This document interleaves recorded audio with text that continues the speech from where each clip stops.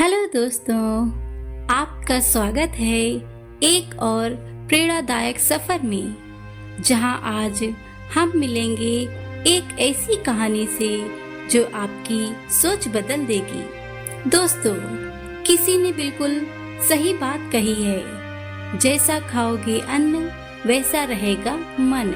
ये आपने कहीं ना कहीं तो सुनी जरूर होगी। जिस प्रकार का भोजन हम खाते हैं उसका हमारे शरीर और मन पर गहरा प्रभाव पड़ता है। आइए जानते हैं कैसे स्वस्थ और शुद्ध आहार हमें एक पॉजिटिव एनर्जी के साथ जीवन जीने में मदद कर सकता है। तो चलिए शुरू करते हैं आज की प्रेरणादायक कहानी। दोस्तों, अगर आप अभी बिजी हैं तो थोड़ा सा 2 मिनट का टाइम निकाल लीजिए। हो सकता है इस कहानी से आपकी जिंदगी बदल जाए। तो चलिए शुरू करते हैं। एक जंगल में सन्यासी रहता था। लोग दूर दूर से उनके दर्शन करने आते थे। जो भी जाता उसे शांति मिलती। एक दिन उस राज्य के राजा भी वहां गए। सन्यासी वृक्ष के नीचे बैठे थे। सर्दी और वर्षा से बचने का उनके पास कोई साधन नहीं था। ये सब देखकर राजा बोले, महात्मा, यहाँ तो आपको बहुत कष्ट होता होगा। आप मेरे साथ चलिए और महल में रहिए। सन्यासी नहीं माने, लेकिन राजा ने काफी जिद की तो वे जाने को राजी हो गए।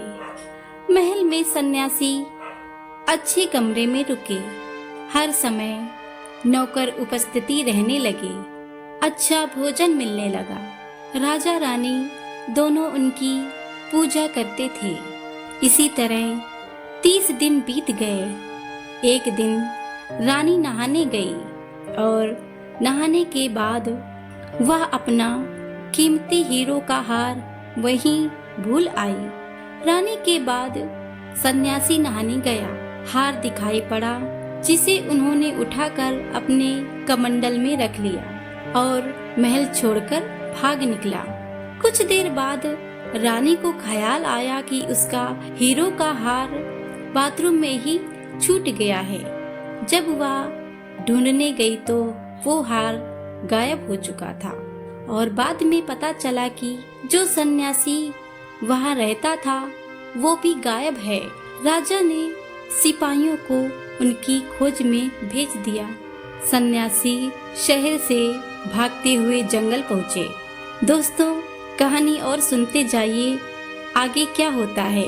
जब सन्यासी शहर से भागते हुए जंगल पहुँचे और थक कर वहीं रुक गए। उन्हें भूख लगने लगी तो वहीं उपस्थित एक फल तोड़कर खाने लगे। लेकिन वो फल एक औषधि थी, जिसकी वजह से सन्यासी का पेट खराब हो गया और उन्हें दस्त लग गए। उनका बुरा हाल हो गया और कुछ ही घंटों में कमजोर हो गए। फिर उन्हें हार का ध्यान आया और उन्होंने खुद से पूछा, ये हार मैंने चोरी क्यों की? दिन ढलने को था। सन्यासी महल वापस आया और राजा से माफी मांगी कि मैंने चोरी की थी। राजा ने आश्चर्य से पूछा, वापस ही आना था तो ये हार चोरी ही क्यों किया था? सन्यासी ने कहा, राजन, क्रोध न करना। 30 दिन में तुम्हारा अन्न खाता रहा, जिससे मेरा मन पापी हो गया।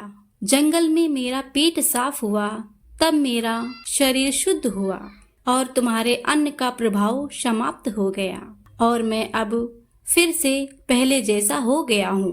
अन्न को जिस भावना से कमाया हो, तैयार किया हो, उसका प्रभाव सीधे ही मन और बुद्धि में पड़ता है। इसलिए कहा गया है, जैसा खाओगे अन्न वैसा रहेगा मन। जितना शुद्ध आपका आहार होगा, उसी के अनुरूप आपके शरीर में एनर्जी जमा होती चली जाएगी। तो मेरे प्यारे दोस्तों, ये कहानी से आपने बहुत कुछ सीखा होगा और उम्मीद करती हूँ ये वीडियो आपको बहुत पसंद आया होगा। इसे लाइक करना बिल्कुल भी मत भूलना और शेयर जरूर कीजिएगा। और मैं आपसे एक सवाल पूछती हूँ, क्या आप शाकाहारी हैं या मांसाहारी? कमेंट्स करके जरूर बताइएगा, क्योंकि किसी ने सही कहा है, जैसा खाओगे अन्न वैसा रहेगा मन। तो चलिए दोस्तों, बाय बाय।